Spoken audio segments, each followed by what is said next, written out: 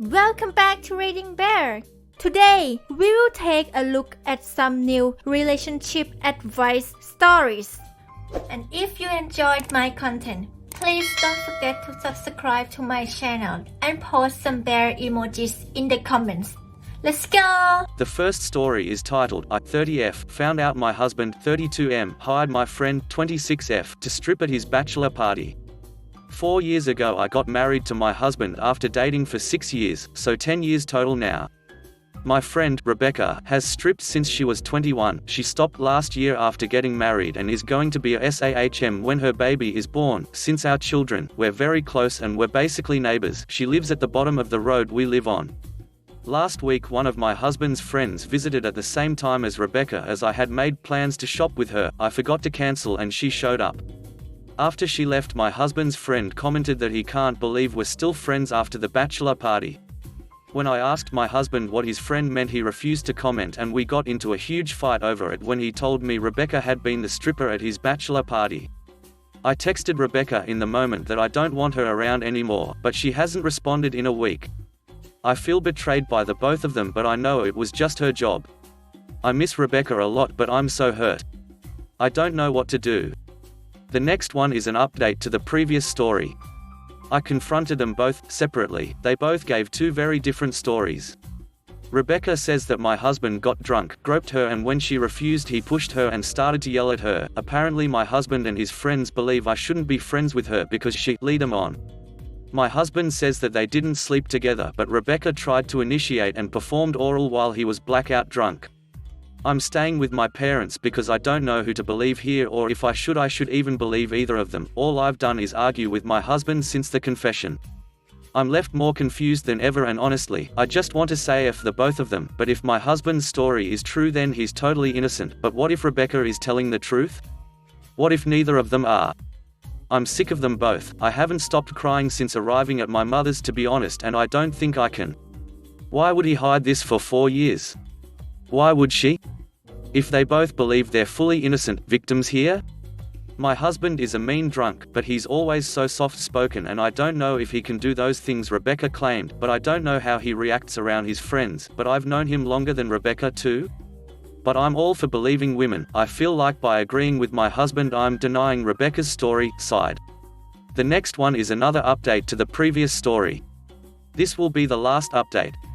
I realize I don't care anymore. I have done nothing but think about my husband throughout our marriage. My entire life has revolved around him. All my thoughts revolved around him, and I've finally realized I've been the only one keeping this marriage going. I've been relying on him and forgiving him for such a lot of bullcrap because I don't have anyone else. I gave him everything and that's not happening anymore.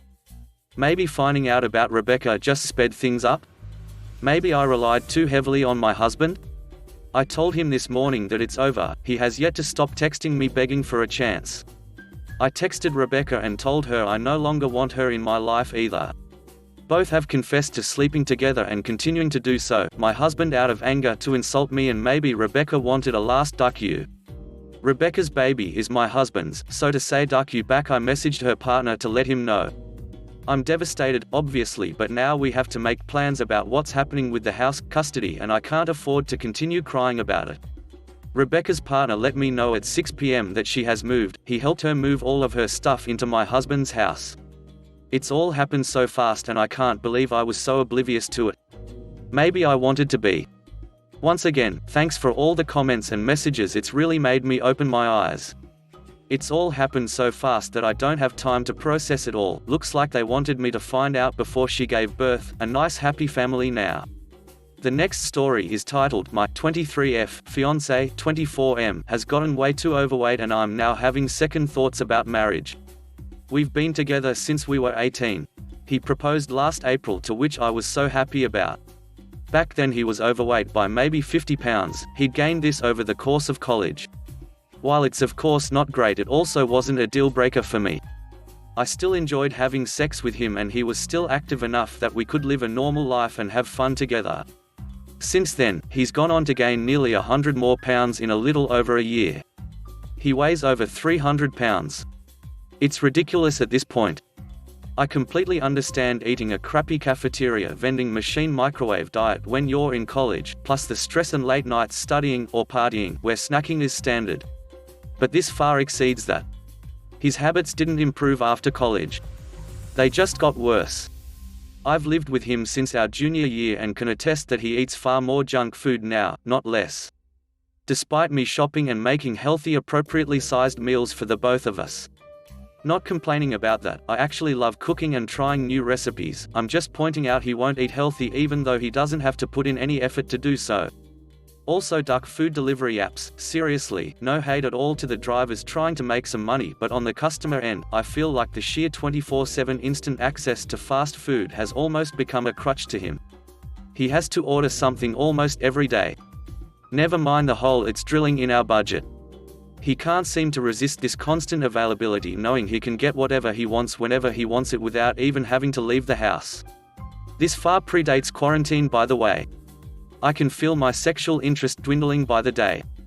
It feels horrible because I still love him for the person he is, but the physical part just isn't there anymore. It's a lack we both notice.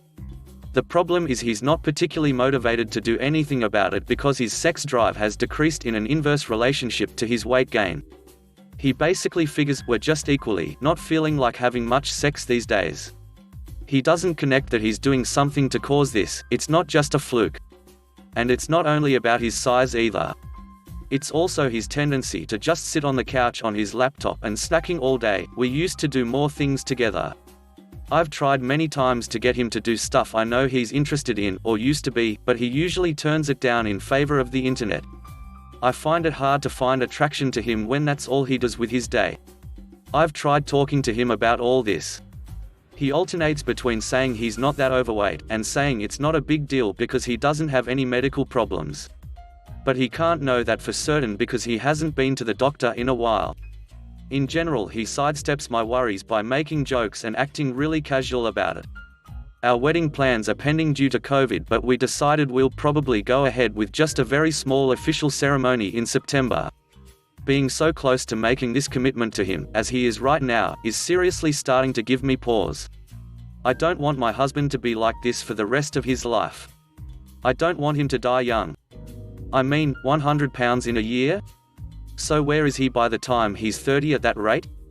I'm not sure why he doesn't see a problem. He seems content with how things are. He says he isn't depressed. I haven't pushed it but did ask a couple times and he didn't seem to understand why I was asking. I do know depression or other mental illness can cause things like this, and I know depression cannot always be seen by the people around you, but we are quite emotionally open with each other. He's never been a guy who struggles to talk about his feelings or problems. So this is unusual to me. He's caring towards me, goofy, and chipper as always in his daily attitude. His hygiene is fine. You wouldn't think anything was different if not for how he eats garbage and usually doesn't want to do anything that'd take him away from the computer or his phone for more than an hour. Could he still be depressed, do you think? What do I do about this? If he is struggling with something, I want to support him. On the other hand, if it's just laziness and not caring, I honestly don't think I could deal with that if it never changed. How do I tell the difference? The next one is an update to the previous story. Well, here goes, not a great update. I took a number of suggestions on what to bring up to him and how to have the conversation about my concerns. He did the usual thing of trying to brush it off. I persisted, much more than I have before. Eventually I got my wish. He finally told the truth. Not easily, mind, this was a several hours long ordeal. He did not want to come clean about anything. He has a weight gain fetish. Not me or someone else gaining weight, which I already knew was a thing, but him gaining weight. He's been doing all of this on purpose, for years.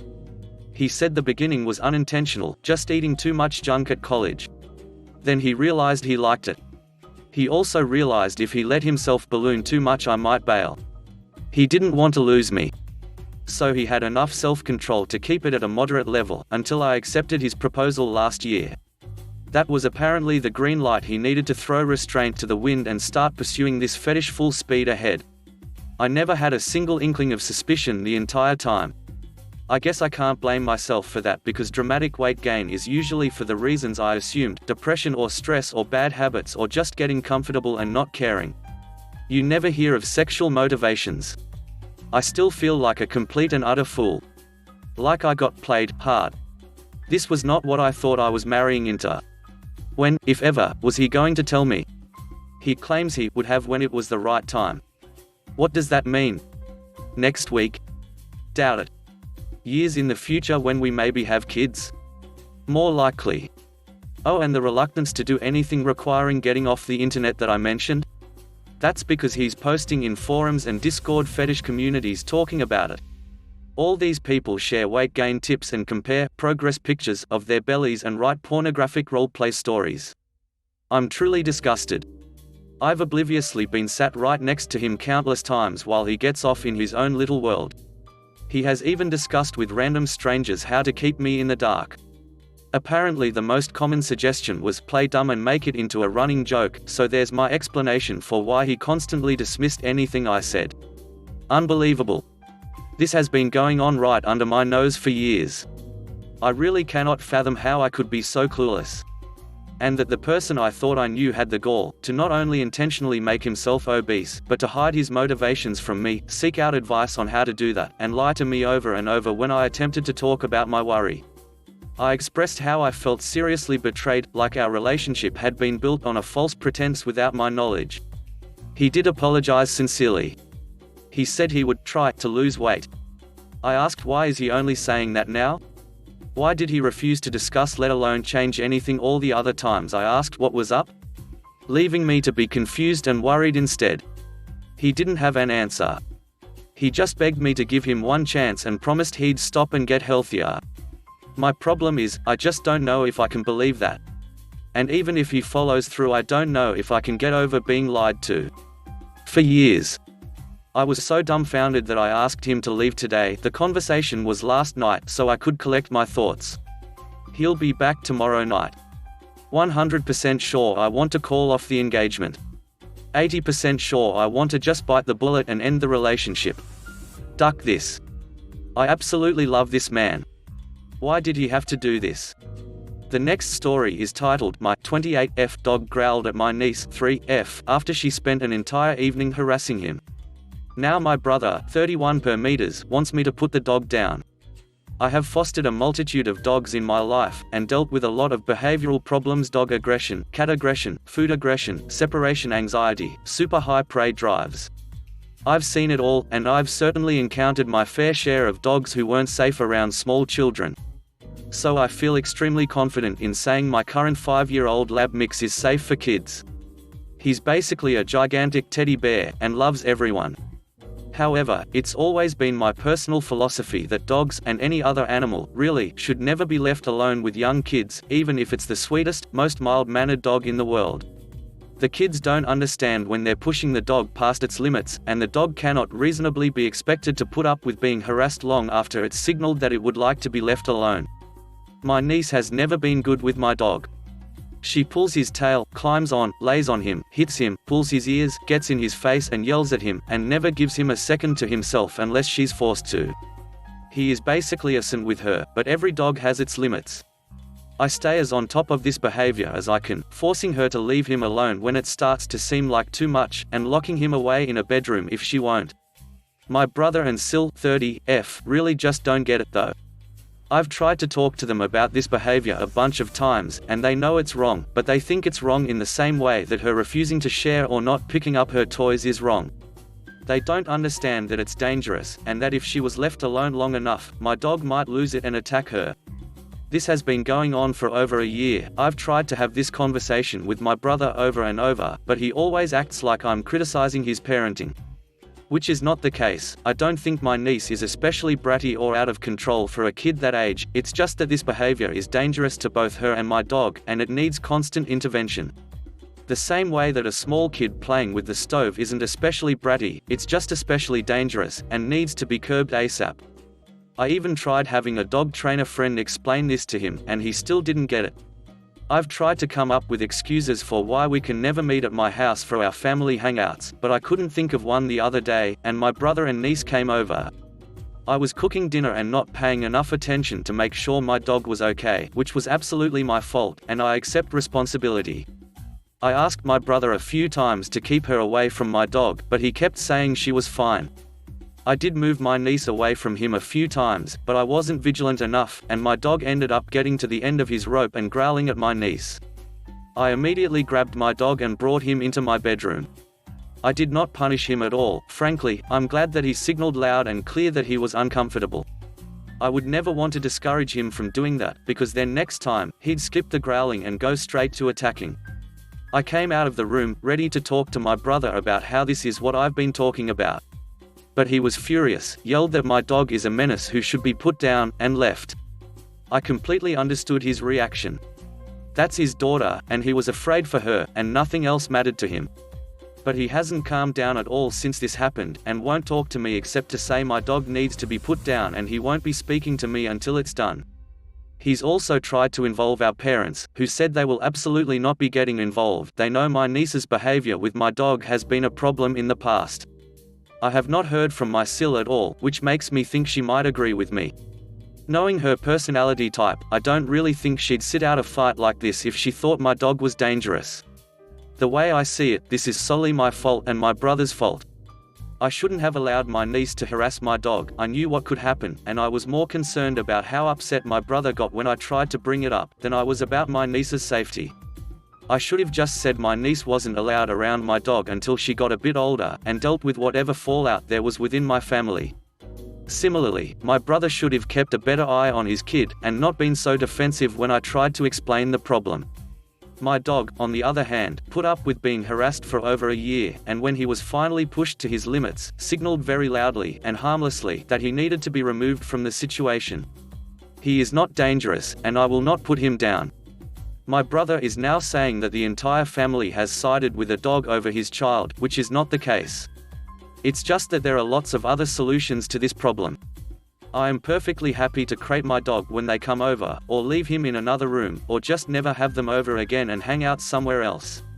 There's no reason for my niece to ever see my dog again, and I'd be happy to talk over a solution with him. It's just that he won't talk to me at all, and I don't know what to do. Should I give him more time to cool off? Should I go over to his house and try to talk? I don't want to ruin this relationship. We are very close, but I'm just not putting my dog down over this. The next one is an update to the previous story. This update is kind of a mixed bag. My family has been having dinner together one night a week since the pandemic started, usually at my parents' house.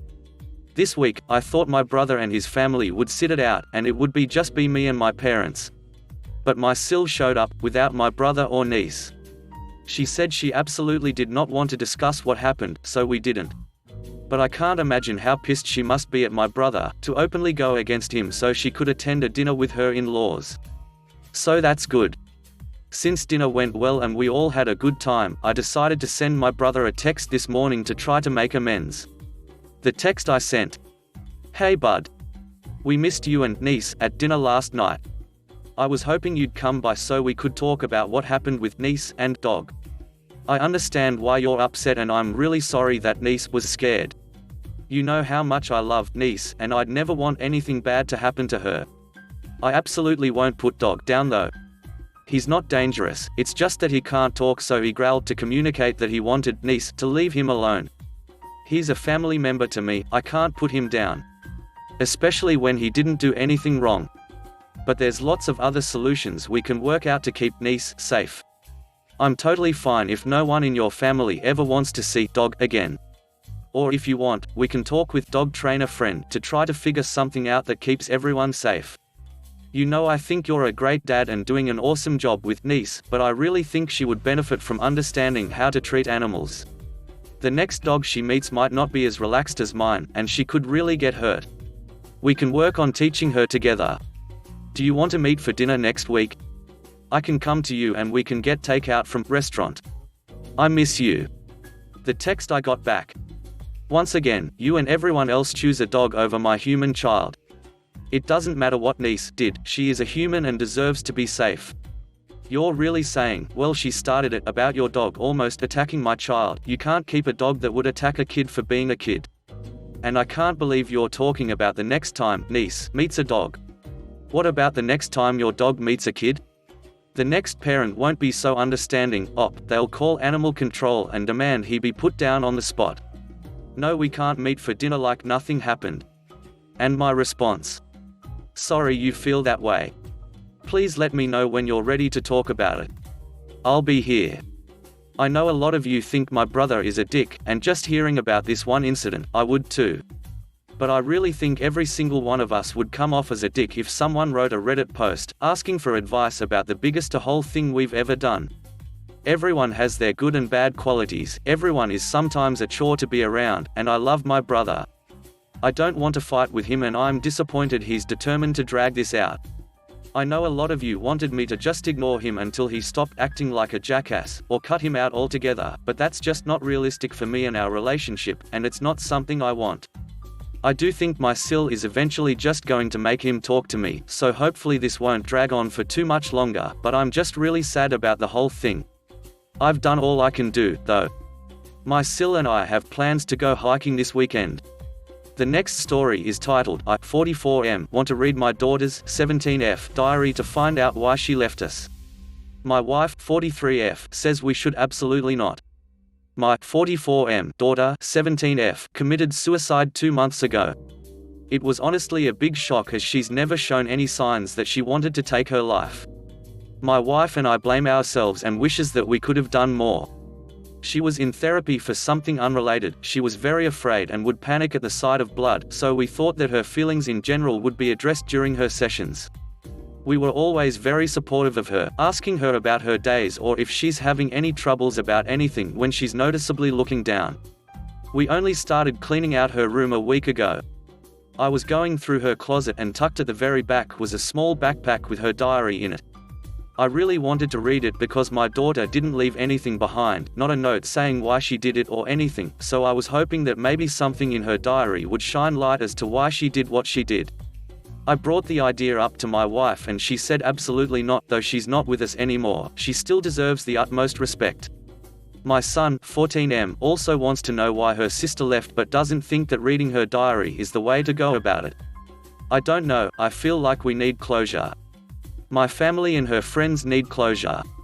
My wife cries herself to sleep every night, repeating that she wishes we could have done something different, and I comfort her. My son obviously misses his sister as they were so close. He misses her so much that sometimes we'd find him asleep by the door of his sister's room in the middle of the night. My daughter didn't have any social media presence but had a good amount of friends and none of them know why she did it either. This diary is our last shot of giving everyone she knew the answer why. I know diaries are very intimate and the last thing I want to do is disrespect my daughter. If I don't end up reading her diary, how will I find closure?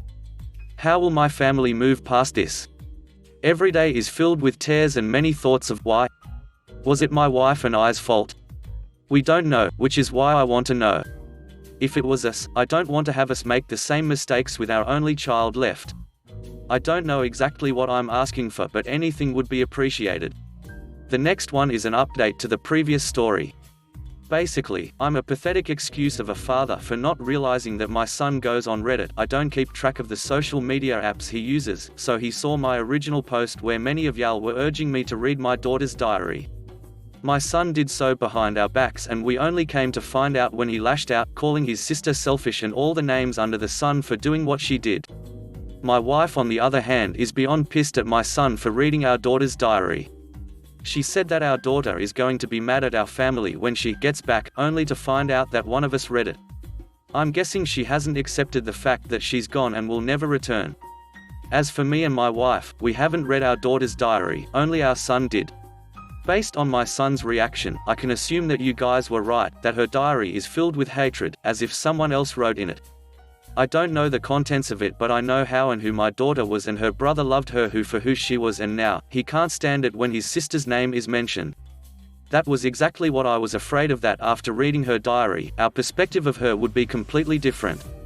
My son is temporarily speaking with a family member who's a therapist and we'll be switching him over to a different one hopefully by next week to avoid conflict of interests, and as a family, we're now in contact with a counselor. I want to talk to my wife about her getting into therapy too, as she still thinks our daughter is still here but she's just away on a trip, my wife calls it. But beyond that, still nothing much has changed. My wife still cries every night, and though my son very much upset with his sister, we still find him around his sister's room. And for me? Nothing, still empty and probably always will be, which isn't fair to my son and wife, so I'll probably seek a therapist for myself as well. Plus, I know many marriages don't survive after the death of a child, so marriage counseling is something I want to bring up to my wife when I feel is appropriate. What about the diary? It's gone, hidden well within our home. Hell, I may even forget where it's at years down the line, but I do know I want to read it when I'm ready, whether that's with my wife or not. I want to know her struggles, read her fun times, if she has any written, and what made her do it. I know reading it won't give me closure, but it will give me an insight of what she was going through, and let that be a lesson for me to be better for my son and to just always be there whether he's feeling fine or not. That's about it. My heart still physically hurts from the loss of my daughter, and for the rest of my family is there also in so much pain. Some of you guys might be expecting this update to be about the contents of the diary, but I'm choosing not to read it for a long time. And if my wife wants to, I won't stop her, but I do want to tell her that she may not recognize our own daughter as my son didn't. Only time will heal our wounds, and lots of therapy and support. Thank you all so much for your thoughts and prayers. I can say for myself that it brought me a bit of comfort after such a massive loss. If you enjoyed the video, please subscribe to the channel and post some bear emojis in the comment.